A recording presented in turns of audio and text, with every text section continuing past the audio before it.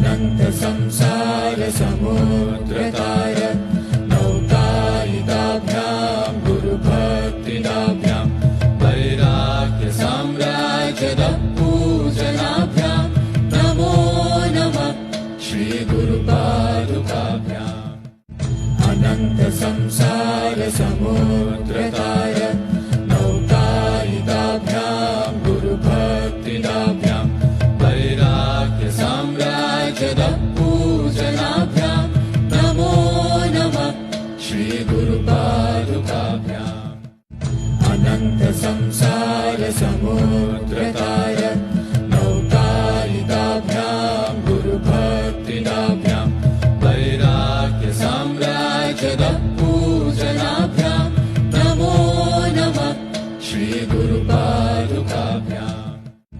अनंत संसार समुद्रतार नौकायिताभ्यां गुरुभक्तिदाभ्यां